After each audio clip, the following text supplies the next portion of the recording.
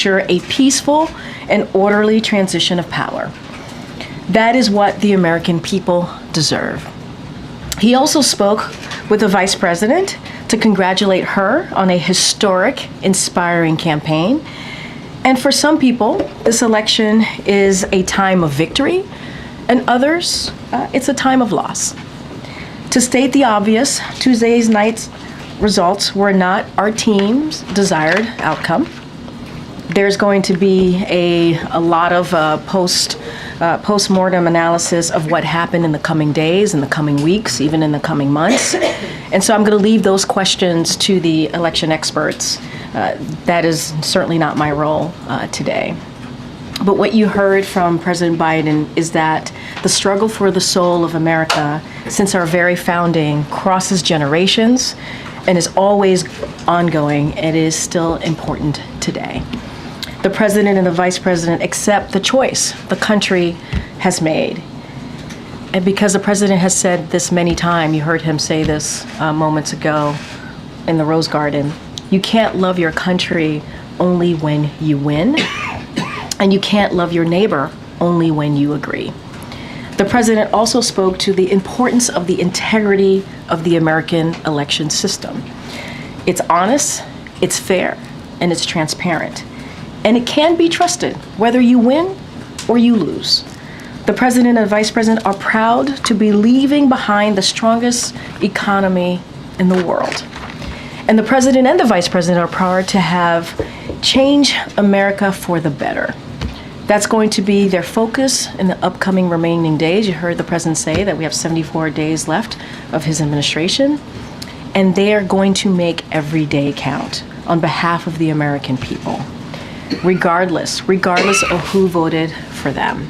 With that, Zeke? Thanks, Karine. First off, do you have an update on when the President-elect will come visit the President here? So as we said in our statement yesterday after the Vice President spoke at Howard University, our teams, the President obviously invited the President-elect to the White House for them to meet. Our teams, their team and our team are working on that, and we certainly will share once we lock something in the near future. Second, when the President spoke in the Rose Garden a little bit ago, one thing he did not do was take any accountability for his party's defeat on Tuesday night. Does he feel any sense of responsibility for the outcome? Does he feel he should have done things differently through the course of this campaign? So there's a lot there, and let me, if you don't mind, give me a second to unpack all of this, because I think it's important for the American people to hear this as well. Look, the President has spoken to this, and I'll say it again here. He was certainly inspired by the campaign that the Vice President ran. And when he decided to pass the torch over to the Vice President, you saw the party come right behind her, support her, right after he was able to do that. And it's because she was the right person for the job. You heard him say that in 2020, the reason why he selected her as her running mate, because he knew she would be able to do the job on day one. And you heard that obviously once he decided to pass the torch, which he didn't think about, give any second thought, right? He thought about it and did it. Like, it wasn't something that he gave a second thought to, as I just said. He knew it was the right thing to do. And I would want to say as well, is that if you look at the 4 years, almost 3+ years, there are some historic accomplishments that they were able to do together, whether it's beating Big Pharma, and now Medicare is able to negotiate, whether it's getting a bipartisan infrastructure law, whether it's the PACT Act, the Bipartisan Infrastructure, the CHIPS and Science Act, thank you so much. These are things that were able to get us out of the pandemic. And you heard me say at the top that the President is proud to leave the strongest economy for the next person that's coming, for the President-elect. And that's what they're going to inherit. But with all of that said, and this gets to your question, despite all of the accomplishments that we were able to get done, there were global headwinds that because of the COVID-19 pandemic.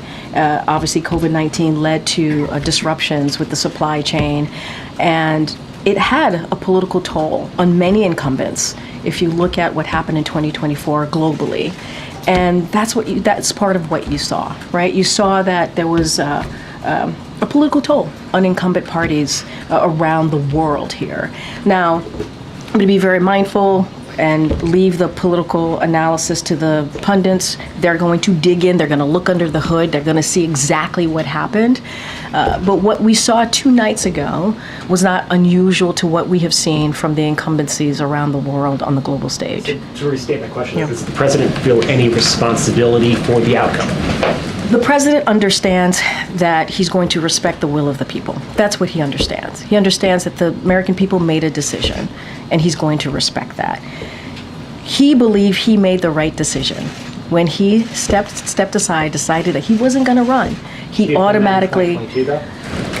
Guys, here's the thing, and we can't rewrite history. We have to remember what happened in 2022. 2022 is a perfect example, actually, because when we came out of 2022 midterms, we saw a successful midterms for any new administration in over 60 years. And it was because of the president's policies. And let's not forget that all of the accomplishments that the president did, again, I had listed the bipartisan infrastructure legislation, CHIPS and Science Act, the Inflation Reduction Act. Those are popular with the American people. They are. Those policies were indeed popular. And that's what got us through the 2022 midterm. It was supposed to be a red wave. That didn't happen. And so coming out of that, we did see some historic markers there. And so the president believed that he needed to do. He's always going to put the American people first. When he decided to step down and endorse immediately the vice president, that's what he thought was the right thing to do in that moment, in that time. One last one for me. I'm sure my colleagues have a few to unpack there. But, the president entered office. He said he went around traveling around the world. And he's always recount this anecdote of, I'd say America is back, and then they would say, but for how long? The world now has that answer. It was 4 years and 2 days. Does the president feel like he has let down America's allies and partners that now sort of a very different worldview than him will now be in the Oval Office? So look, I'm not going to get into what the president-elect is going to do, not going to do. I'm not going to do that. What I'm going to say is the president's message is going to continue to be the same. American leadership matters. How we conduct ourselves on the global stage matters. We are indispensable nation on the world stage. That is what the president believes. And that is something that he's heard, to your point, when he was around the world. And he appreciates the cooperation that he's received from our partners and our allies. If you think about Ukraine and how we were able to make NATO stronger and get more than 50 countries behind Ukraine. When you think about what's happening in the Indo-Pacific to the Middle East. And so cannot speak to what the next administration is going to do. I can only speak to what the president was proud that he was able to do over the last 3+ years.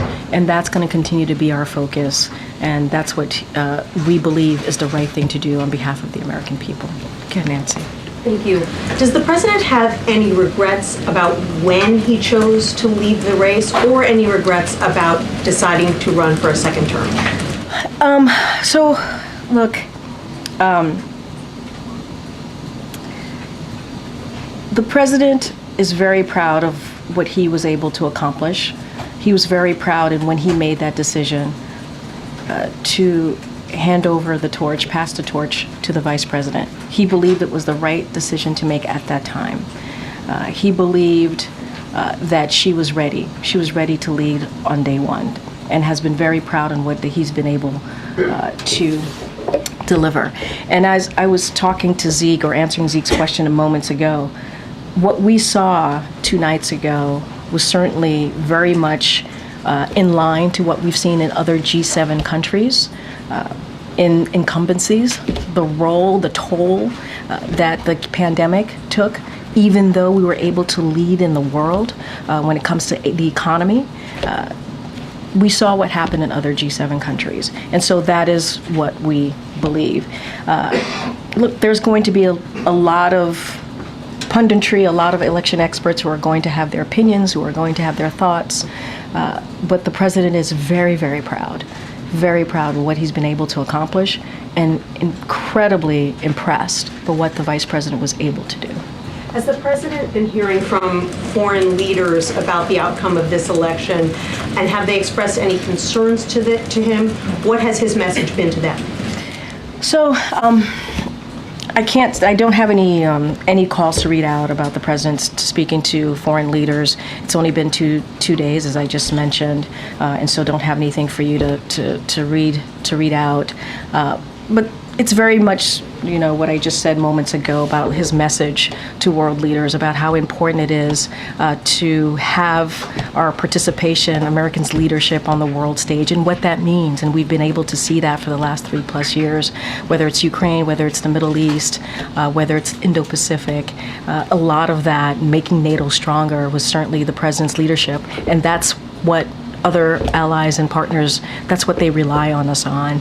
And so we're going to continue to do that. That's going to be our focus in the next 74 days. I just don't have anything to read out. But our message is America is going to continue to be there. I can't speak to what the next administration is going to do. And the president said today that he's going to assist with the transition. Yeah. Has the Trump transition team been responsive? Have they taken the steps that need to be taken so far in order to ensure an orderly transition? If you're talking about the MOUs that the transition teams need to sign, as of now, the Trump-Vance transition team has not yet entered the agreements with the White House and the General Services. And our Chief of Staff, Jeff Zients, reached out to the Trump-Vance co-chairs. And so we're going to leave that line of communications open. We're going to be helpful here. We want to have an effective, efficient transition of power. And so we are ready to provide that. As you know, the president invited the president-elect, Donald Trump, to come to the White House. And so once we lock that in, we certainly will share that with all of you. But we're ready. We're ready to assist. We've been trying to be there and be ready to assist in any transition with this, obviously, this transition. And so we're going to reach out, have those conversations, and so I'll just leave it there. Okay. Thanks, Karine. Does President Biden believe he could have won if he stayed in this race? President Biden believes that he made the right decision when he decided to step aside and immediately endorsed the vice president, and you saw the party come behind her, support her, and he believed it was the right thing for the American people. He put himself aside. This was not about him. This is about what was right for the American people. And that's what he believes. He believes it was the right decision to make, and he's very incredibly proud. And just to follow up on the previous questions, the president said when he stepped aside that his number one priority was making sure that Vice President Harris would succeed him at the White House. That, of course, is not going to happen. So does he have any regrets? In which way? Any regrets in how it all played out? Since I mean, I said this at the top. This was not the outcome that our team had wanted. So are we disappointed? Yes, we are disappointed. It would be false for me to say that we were not. But we also respect. We respect the outcome of the election. We respect what the American people voted for, wanted. And so because of that, the president is also going to make sure there is a peaceful transfer of power, because that's what the American people deserve. And so, not going to get into analysis here of specifics of what happened, but what we know is the results. And so, are we disappointed? Of course. But it is important to make sure that what the American people decided on, what it is that they wanted to see, that we respect that, and we'll do that.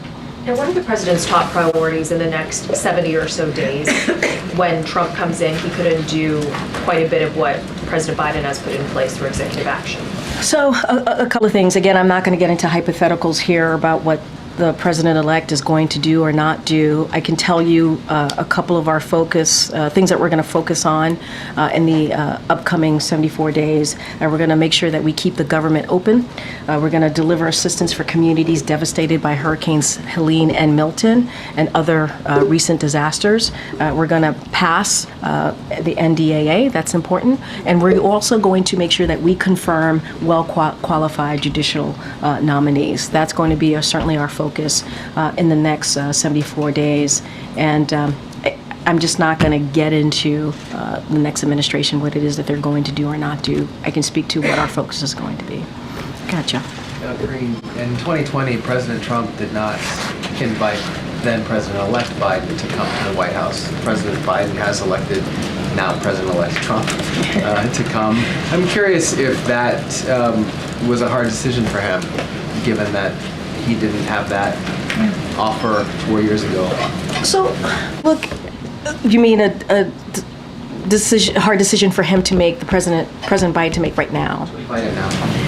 I mean, you've covered the president for a long time. I think you covered him when he was vice president. You know Joe Biden, right? You know that this is a person that cares about the American people, that respects the office. And if anything, he has shown that not just the 3+ years, he has shown that as senator, as vice president.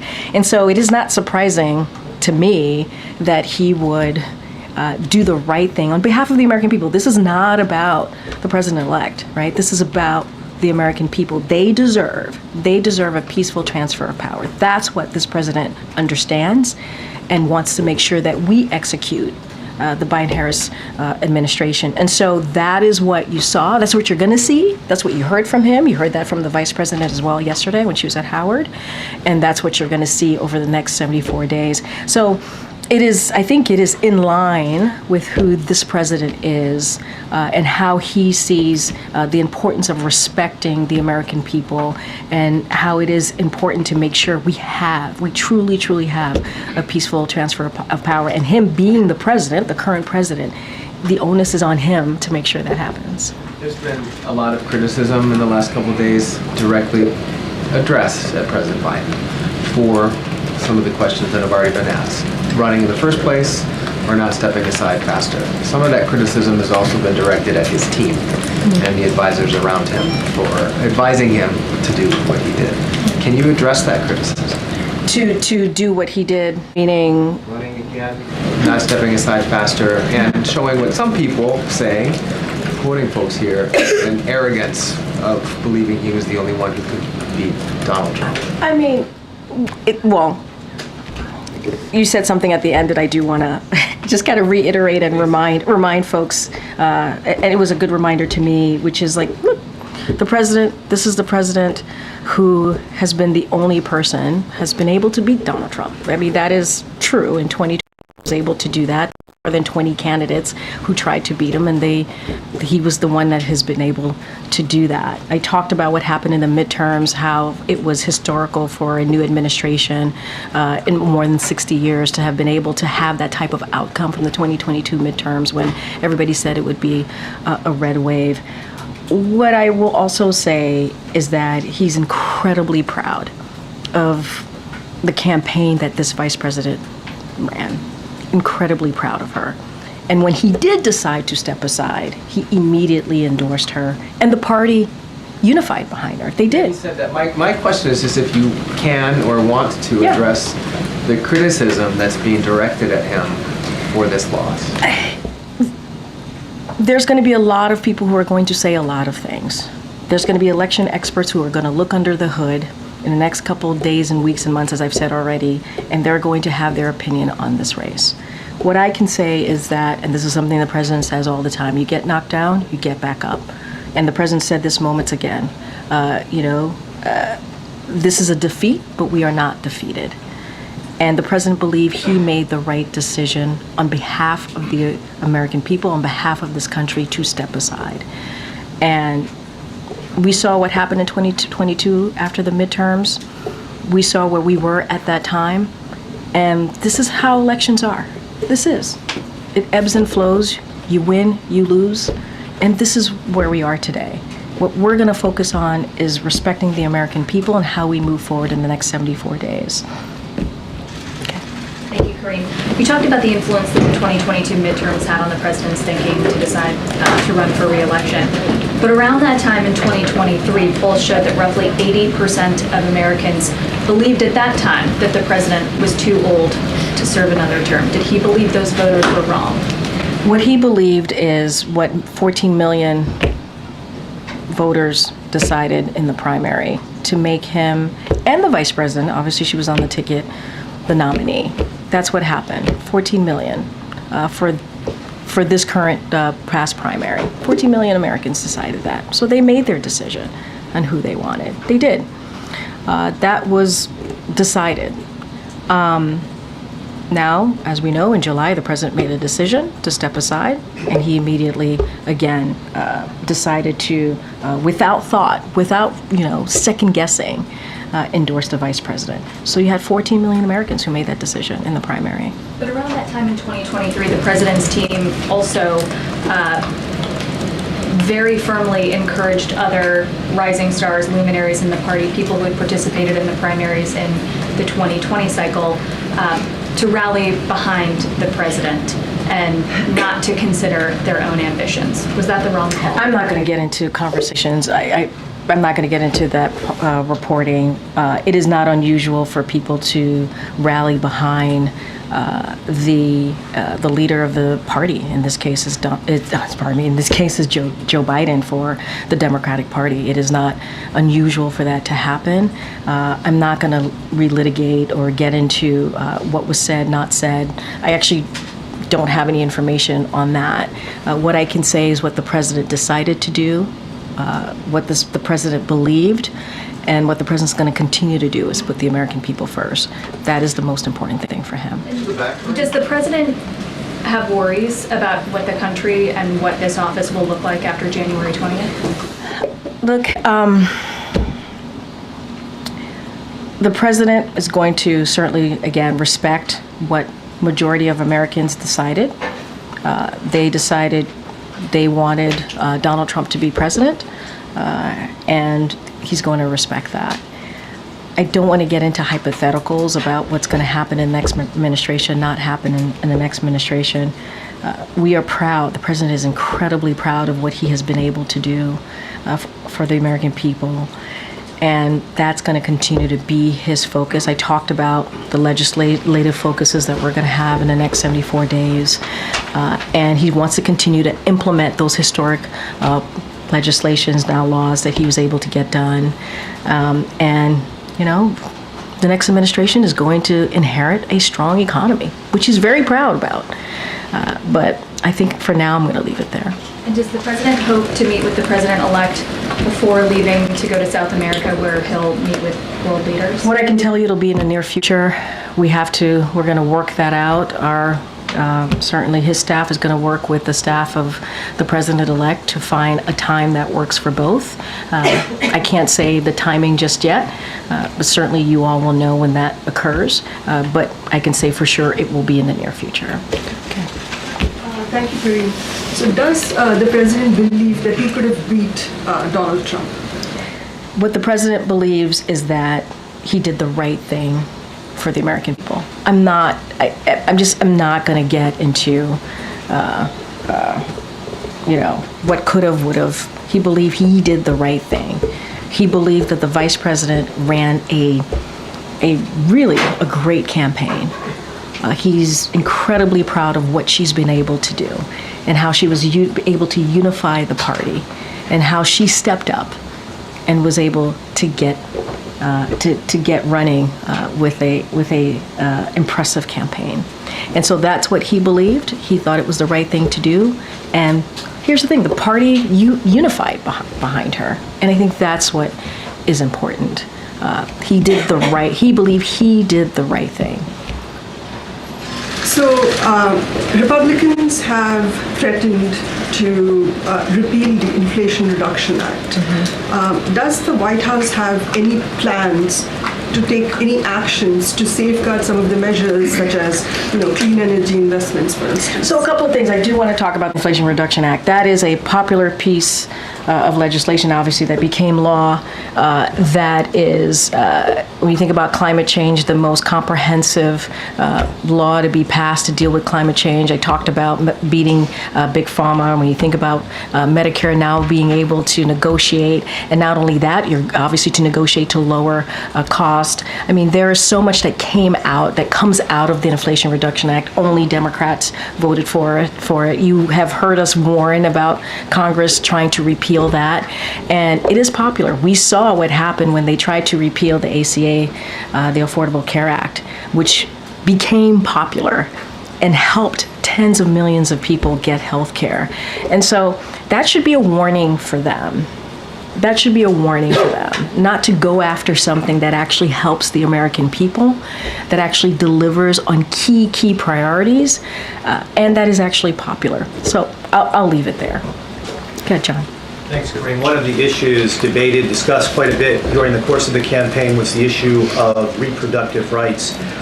Is the White House, the president, concerned that with a Republican in the White House, Republicans controlling the Senate, a super conservative majority on the Supreme Court, at the very least, we don't know what's going to happen in the House, that reproductive freedoms for women will be rolled back? I mean, that is something that we have said consistently that we are concerned about. I believe 3 national bans on abortion were introduced in Congress. This is something that Republican elected officials continue to go after, the rights for women to make decisions on their own body. Very difficult decision, a decision that should be kept between a woman, her family, and her doctor. And so, you know, it is incredibly concerning. And we're talking about women across the country whose health could be at risk. And so what I can say is the president and the vice president is going to continue to stand with majority of Americans on calling on Congress to restore the protections of Roe v. Wade. That's what we want to see. Are we concerned? Yes, we're concerned. Nothing changes about our concern about that post-election. And Republicans in Congress have made themselves very, very clear. And so we're going to do everything that we can when we have taken steps to protect women and this decision, important critical decisions that they have to make. And so that will certainly continue. You said the vice president ran a great campaign, and yet she underperformed in every state compared with President Biden when he ran in 2020. Why do you suppose that was? I'm not going to do punditry from here. That is not something that I'm going to do. I'm not going to dive into the data. I'm not going to do that. There's going to be plenty of time for election experts to look under the hood, to tinker around in it, figure out what happened. I'll leave that to them to deal with. But I would say she ran an impressive campaign. Some of you reported that. What she was able to do, it was impressive. How the amount of money she was able to raise, how she was able to put together a campaign around her, right? A campaign that obviously the president built and was happy to hand that over to her, and she stepped up to the moment. Now there's going to be a lot that's going to be discussed about what happened, the data, exactly what occurred, and so I'm going to leave that to them. But what I will say, and I think this is just a data point that I've been talking about what we've seen in G7 countries, what we've seen with incumbencies after the pandemic, because what the disruptions that the pandemic caused, even though we did what we did everything that we could to have policies to get us out of the pandemic and leading the world on the economic front, there were political toll, right? The pandemic led to some political tolls for incumbencies. That's just a data point that I'm sharing with all of you that has been consistent to what we've seen with G7 countries. And so I'll just leave it there. Go ahead, Karen. Thanks, Karine. We've heard the president say recently in the summer that the former President Trump's vision for America is dark and that it's not who we are. But given the results on Tuesday night, does he think he misjudged where the country is right now? Look, the country spoke. They did. Majority of the country spoke. They were very clear on where they wanted to see the direction of this country. And we're going to respect that. We are. We're going to respect that. But to your question about what the president said, the president always believes it is important to be honest. He sees it as an obligation to be honest to the American people. And that's what you heard from the president that said there. But again, American people made a decision. We're going to respect that. We're going to have a peaceful transfer of power. That is something the president is going to lead, right? He's going to lead by example. That's what you're going to continue to see in the next 74 days. Thanks, Karine. Picking up on that point just a little bit, earlier you said that the White House's view when it came to reproductive rights did not change from pre and post-election. The president repeatedly referred to Donald Trump as a threat to democracy over and over again. And this morning, though, he said we're all going to be okay. So, was that just political rhetoric? I mean, if you know the president, you know that him saying we're all going to be okay, he's an optimist, right? He believes when you get knocked down, you get back up. We lost, but we're not defeated, right? We suffered a defeat, but we're not defeated. And that is the president's optimistic nature. And it's very similar to the question that I just got from Karine. The president believes, as you asked me about the threat to democracy, believes in being an obligation to be honest to the American people. And we cannot forget, it wasn't, just really quickly, it wasn't just the president who was saying this, right? I mean, you had the former president, now the president-elect, talked about an enemy within, right? He talked about mistreating Americans who disagree with him, about terminating the Constitution. We heard from his former chief of staff, John Kelly, and let's not forget the former defense secretary, Mark Esper. We heard from them and what they had to say. So we weren't the only ones saying that. And the president does believe that he needs to be honest, has an obligation to be honest to the American people. Now we're in a situation where the American people have spoken, and we're going to respect the outcome of the election 2 days ago, because we have to respect our election system. It's important to do that. And at the same time, he's still a leader. He wants to make sure that he shows optimism, right? He wants to make sure that people understand that there is a tomorrow, right? There is going to be another opportunity to have your voices heard. And so that is very much quintessential Joe Biden, I think, if you have followed him and really reported up on him for the past several years. To be clear, you still believe that Donald Trump is a threat to democracy? I think that the president was very clear what he stated, and it was very honest. And what we are trying to do, and I get your question, what we are trying to do is respect what the American people decided. We're not trying to cause any divisions here. We're trying to be very respectful of what the American people, but again, when he spoke, he wanted to be honest with the American people and shared what he believed, and it wasn't just him. But right now, we want to move forward. We want to make sure there's a peaceful transfer of power. That's what the American people deserve. On another topic, do the election results ramp up the urgency to get more aid to Ukraine?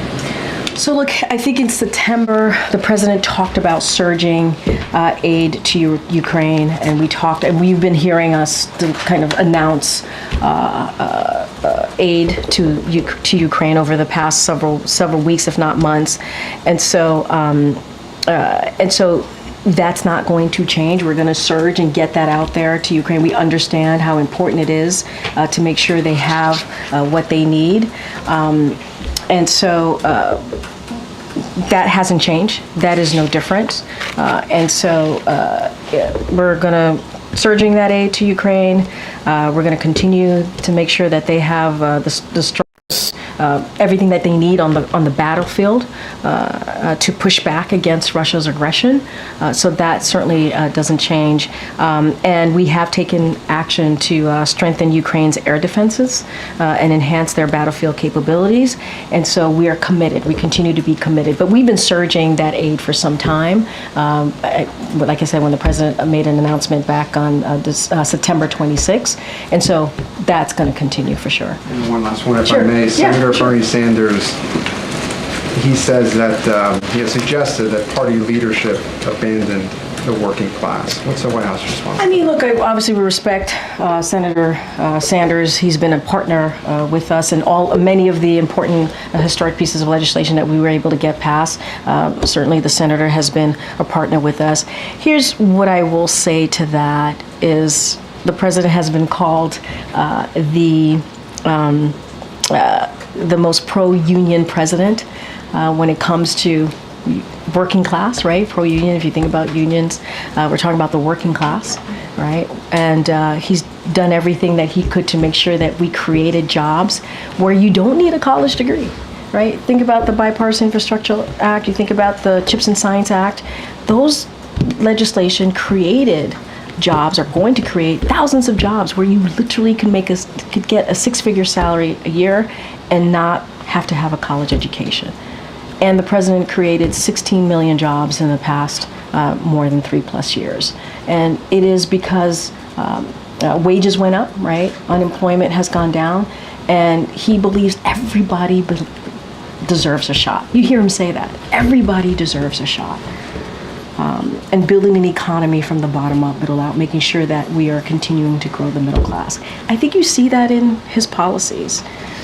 And so, respectfully disagree with the senator, and I think you can talk to unions, you could see the jobs that we've been able to create to disprove that. And this is a president that cares certainly about the people who do get forgotten, the people who are not able to make ends meet. He understands what it's like to sit around a kitchen table trying to figure out how you're going to pay for a medical bill, how are you going to pay for your kids' school, how are you going to pay for groceries.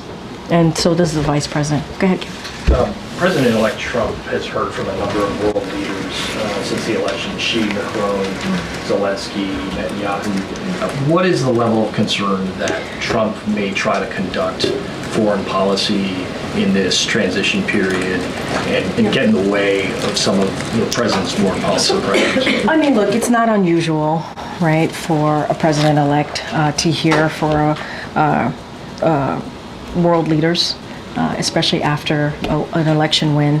I don't have anything beyond that. I'm not going to speculate beyond that, and so I'm just gonna leave it there. And does the president see this election as a setback to some of the efforts he's been making to try to get the hostages released, to try to bring peace to Gaza? So look, since you mentioned Gaza, we're going to continue to work to get to advance diplomatic efforts, obviously to end the war in Gaza and secure the release of all the hostages. That's what we're going to continue to do, and as well as our efforts to get to a resolution in Lebanon that ensures citizens on both sides of the blue line can safely return home. And so that's going to continue in the next 74 days. That's going to continue to be a focus, and that's going to continue to be a commitment. Does this make it harder, though? It's asking for speculation. I'm not going to speculate. All I can speak to is what we're committed to do, but that doesn't change. That certainly doesn't change. Go ahead, Tam. Thank you. As you said, the Trump team hasn't yet signed those memorandums of understanding with GSA. Does that in any way impede your ability to help there be a smooth transition? Are there any practical implications in terms of what this White House is able to do? Okay, a couple of things. I'm glad you asked this. So there are two memoranda of understanding under the President Transition Act.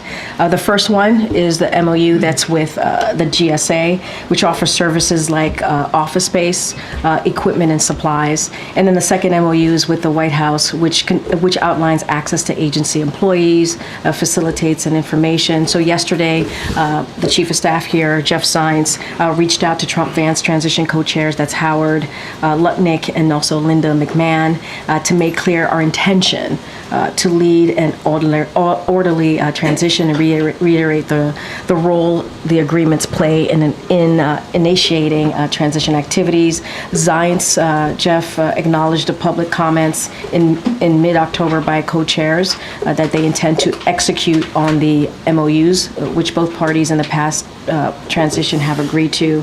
So he stressed that the White House and the administration, we're ready to assist. They said that they were going to, and so we'll leave that to them. What happens if they don't get signed? I'm not going to get into hypotheticals from here. Are you holding back anything now? I mean, look, we're here to assist. We want to have a peaceful transition of power. We want to make sure they have what they need. I laid out, there was a reason I wanted to lay out the two MOUs for folks to understand. And look, they said they have an intent to do so. We're going to leave it to them. That is really a question for them to answer. We are ready. We are prepared. We want this to work. And so we stand by that. And we heard from the president today. However, he did not take questions. We're hearing from you. We would like to hear from the president. It's traditional for the president to come out. It would be much easier to ask him, for instance, how he feels about the election. Sure. Are you going to make that happen? He will be looking forward to talking to all of you soon. And when that happens, we will let you know. You're talking about like a actual press conference? Press conference. Okay, we have 74 days. Go ahead, Dan. Thanks, Karine. Does President Biden... Does President Biden fear for Ukraine's future after Donald Trump's victory, given that he's, talks about cutting aid, about pushing through a peace deal? Look, I've been pretty consistent the past couple of questions. I don't want to speculate what the administration is going to do or not do. I'm going to focus on today. I'm going to focus on the next 74 days. That's what I can speak to. As you've seen, this president, our allies and partners have rallied behind Ukraine, stood up to Putin's brutal invasion of Ukraine, building a coalition of more than 50 countries to make sure Ukraine had what it needed on the battlefield. And we're going to continue to do that. We're going to continue to surge assistance, support that they need to Ukraine so that they are able to defend their freedom and fight for their independence and protect themselves from Russia's aggression. That is what we're committed to. That's what we're going to continue to do. I'm just not going to stand here and speak to what the administration is going to do or not going to do, the upcoming administration. I'm going to ask you to speculate one more time about something else. On a related note, Vladimir Putin said today he was ready to talk to Donald Trump. Would that be a good idea, do you think? I'm just not going to speak to that. I mean, he's the president-elect. That's what the American people decided. I can speak to what we're going to do the next 74 days, our continued commitment to make sure that Ukraine has what it needs to beat back Putin's aggression. And that's what I'm going to speak to. Okay. Thanks, Karine. I had two questions on pardons. The first, does the president intend to pardon any administration officials or people that Trump has threatened with any sort of legal actions? He's got 74 days, as you mentioned. Yeah, I know pardons is going to be a big part of the questions that I get here over the next several weeks and couple of months that we have. I don't have anything to share or any thought process on pardons. Once we have something to share, we certainly will share that. Secondly, his son, Hunter, is also up for being sentenced next month. Does the president have any intention of pardoning him? We've been asked that question multiple times. Our answer stands, which is no. You mentioned 2 MOUs. Yeah. Can you give us a flavor of what might be subsequent MOUs that might be coming up? I was talking about the transition and how that there's 2 MOUs that are related to the Transition Act, Transition Presidential Act, and that's what I was speaking to. I don't have anything else beyond that. This is part of the Transition Presidential Act, and that's what I was speaking of. I just wanted to make sure that there was an understanding that there's 2 MOUs. I don't have anything beyond that. Okay. Is the president still planning to attend APEC and the G20 summits next week? And if so, given there's such little time in office, what does he aim to do there, accomplish there? So look, he is planning to attend both conferences, if you will. He's going to be going to Peru and Brazil to attend those conferences respectfully. We will have more to share. I don't have anything beyond that, but I can confirm that the president will be attending. Okay, Anita in the back. Thank you. 2 foreign policy questions. First of all, what are your top foreign policy objectives in the next 74 days, especially vis-a-vis the Americans being held in Gaza and in Ukraine? What are you doing to work to, if you can't solve these problems in the next 74 days, to handle it for the next administration? So look, the president's going to continue, as more broadly, speaking of, in more general terms, speaking of the president's focus on foreign policy, he's going to continue to push forward with the progress that we've made over the 3+ years. And that's been on an array of important issues. Whether, I've been talking about Ukraine, whether it's continuing to strengthen our alliances and partnership, standing with Ukraine, making sure they have what they need on the ground to beat back against Putin's aggression, tackling challenges we face in the range from Indo-Pacific to the Middle East. So that will continue to be the president's focus on foreign policy policy matters, certainly that are important to the American people. I spoke to Gaza already when I was asked a question about Gaza. We're going to have those diplomatic conversations. We want to make sure that we bring the hostages home. That is all the hostages. That is a focus. And let's not forget Lebanon as well. We want to make sure there's a resolution there. And so that's a lot. That is nothing new to what the president has been focused on for the past several months or past 3+ years. And so we're going to continue to do that. With the next administration maybe finalizing the deal and getting the credit for that if you line it up? I mean, look, this is about what's right for the American people. You know, this is right. I mean, I just said moments ago, the president is very proud to be handing over the strongest economy. The next administration is going to inherit a strong economy, and the president's proud about that. He's proud that he's been able to do the work so that the next administration will inherit that. And so, look, we're going to focus on what we can do right now in the next 74 days. And everything that this president does, every focus that he has is on the American people. And that's what we're going to continue to do. APEC at the G20, what is the president's message to China and the other 19 members of the G20, especially vis-a-vis climate change, which, you know, President Trump has a very different Yeah, and we'll have more to share on what the goals and what the message is going to be when the president travels next week. I was able to confirm that he'll be attending those two conferences. We'll have more to share for you all, but I think we've been very clear on our messaging when it comes to the Indo-Pacific, when it comes to China. I think we've been very clear on that, but we will certainly have more to share. Okay, Jerry. Considering the outcome of the election, what is the White House's message to Black and Brown communities, LGBTQ Americans who are fearful of the vulnerabilities of a Trump administration, given some policy proposals like eliminating DEI mechanisms, banning LGBTQ, bans in healthcare and classrooms, and how is the president thinking about ways he can advance or preserve civil rights, his agenda in these final days? So look, the president and the vice president, as you know, have put civil rights as one of the top issues in their administration, and we have taken action to make sure that people who are vulnerable and did not have protections or needed additional protections, we made sure that we did everything that we can with this administration so that people in those vulnerable communities feel protected. And that's something that the president and the vice president believe in, are very proud of, and continue to do. And when it comes to this election, I said this, we did not have the desired outcome. There are some people who are celebrating and some people who are heartbroken by this moment. And we understand that. But the reality is majority of the American people voted.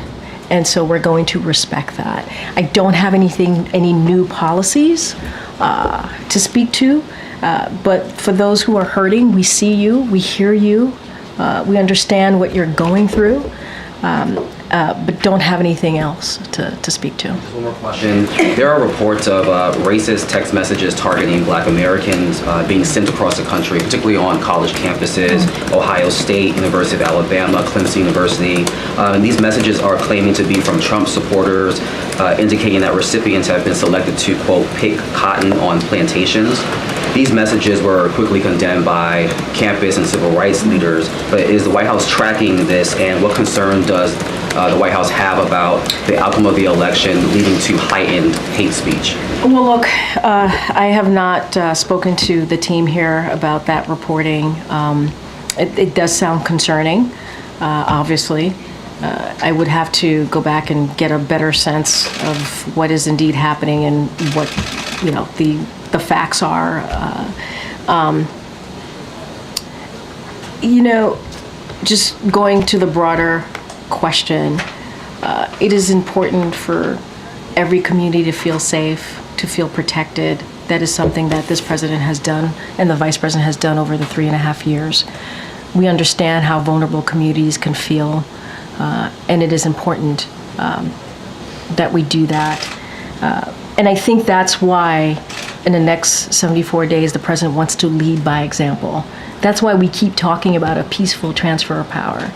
That's why we keep talking about the importance of the election system and the results, because he believes it's important to, again, lead by example as president of the United States. And that's what we're going to do here. Again, I can't speak to the reportings directly. If it indeed is what's happening, it is concerning. And so let me talk to the team and get you a fuller answer. Okay, go ahead. What will Kamala focus on in next 74 days? And will she spoke with J.D. Vance? Oh wait, okay. I'm sorry, you're talking about the vice president? Yes. Okay. So I think I talked about what the administration, which obviously includes the vice president, what we're going to focus on the next 74 days. I will have more to share with you about a potential meeting with the vice president and the incoming vice president, J.D. Vance. Don't have anything to share with you at this time. Go ahead, Brian, in the back. Thanks a lot, Karine. Donald Trump had classified documents at Mar-a-Lago that he did not secure. Does the president have concerns about classified information being given to Donald Trump in the next 74 days as part of the transition, that Donald Trump would not take steps to protect that? Look, I'm going to leave it to ODNI to speak to whatever information, classified information. I'm not going to get into speculation from here, and just leave it there for now. Sure. When President Biden invites Trump to the White House, will he also invite the other living presidents? Will he invite Barack Obama, George W. Bush, and Bill Clinton to be here as well? I don't have anything beyond President Biden inviting the president-elect when they spoke recently. I don't have anything more. Obviously, when that meeting lands in the very near future, we will share that. The teams are working on it. I just don't have anything beyond the president inviting the president-elect. Go ahead, Phil. Thank you. First, a quick follow-up. Does the president still stand by his description of the former president, now president-elect, as an existential threat to democracy? I don't have anything else to share beyond what I said. The president believes, when he said it at the time, he believes he had an obligation to be honest with the American people. I laid out what people who, former staffers of the former president said. We're talking about John Kelly, former chief of staff. We're talking about the former defense secretary. They were very clear. And we also heard words that the president-elect said, enemy within, going after people who disagree with him. And so the president is always going to be very honest with the American people. I don't have anything else to share beyond that. Look, we are being very clear here, right? The outcome was not what we wanted. And the American people have made a decision, and we want to respect. We want to respect the decision that the American people have made, and we are going to make sure that the American people get what they deserve, which is a peaceful transfer of power. And we're going to continue to focus on issues that matter. We believe that matter to the American people in the next 74 days. So it sounds like his assessment hasn't changed. He was being honest. He has an obligation, and he was being honest with the American people, and he will continue to do so. A question about the peaceful transition. Sure. What is President Biden's message to career civil servants who will carry over into the next administration? Does President Biden believe that they should be fully cooperative as the next president seeks to put his agenda into action? Fully cooperative. Not slow things down. Oh, no, Republicans are yeah, waste a lot of we're frustration. saying that we want a peaceful transition. We want an effective, efficient transition. That's what we're saying, and that's in the president's administration. Career, political. We want to make sure that that transition happens in an orderly way, and we're not looking to slow down anything. We want it to happen. That's what the American people deserve. This is not political here, folks. This is not about politics. This is about the right thing to do for the American people. They've made a decision, and we're respecting that. Thank you. Yeah, no problem. I don't know how much gets here. Are members of the Trump team traveling with the president and government officials to Lima to the APEC summit? I'm sorry. What's the? Are members of the Trump team traveling, or are they going to be in Lima? You're going to have to ask the Trump team. I can only speak for the president. Yeah. Go ahead, Jackie. Thank you, Karine. Just to follow up on the pardon question, is a commutation also still off the table? For who are you talking about? Oh, no. No, I mean, that's not what we're going to do. You had said on Air Force One that the president would not consider a commutation of his sentence. Yeah, that You're saying that stands. still Yeah, stands? yeah, Okay, that great. stands. Yeah. And then I heard you earlier in the briefing talking about the pandemic's role in the outcome of this election.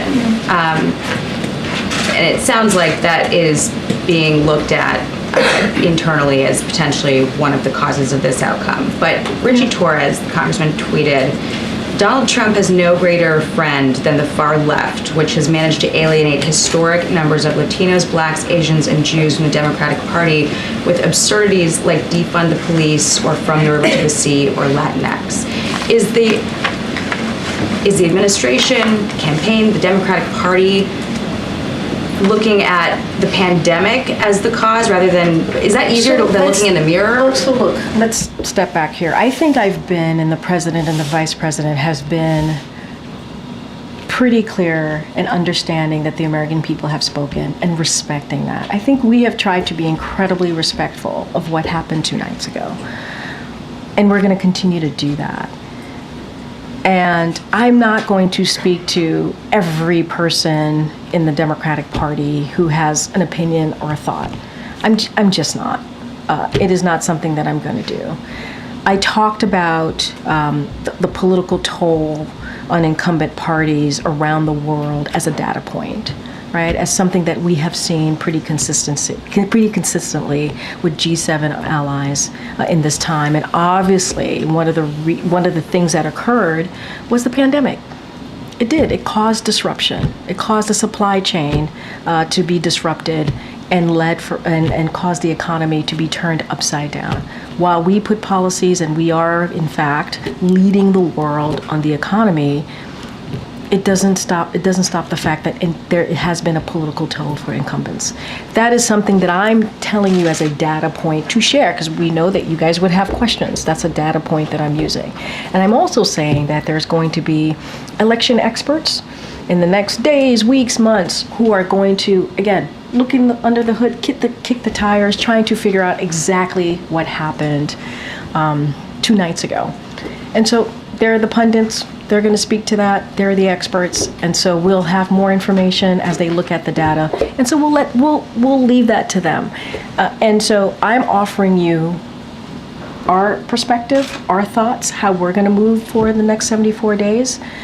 And I think what Americans should be assured of is that this is a president that's going to put the American people first. That's what people can be assured for. Is examination happening at all inside, though? Because as Gabe mentioned, this administration messaged to millions of Americans that they're going to wake up the day after the election if Trump won and have their rights stripped away, that democracy would crumble, and the president said today we're going to be okay.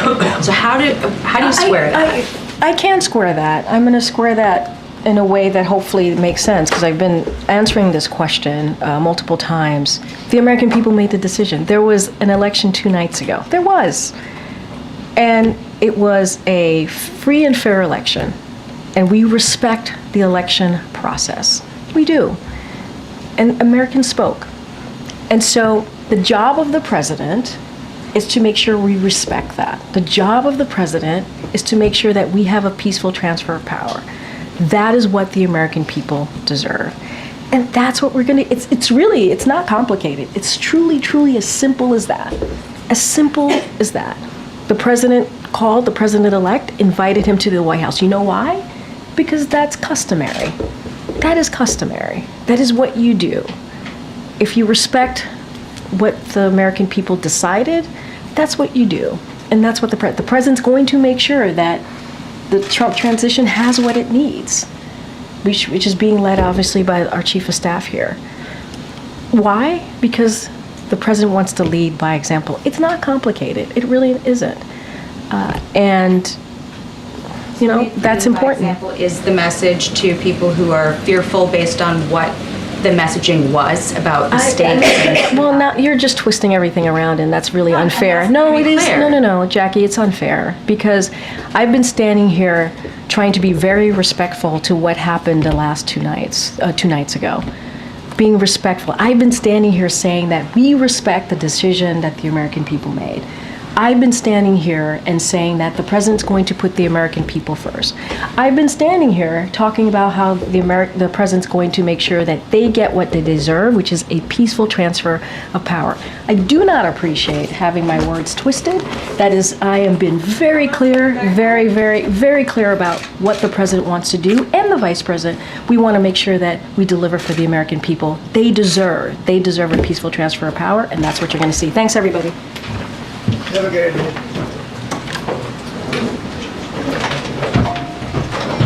It was.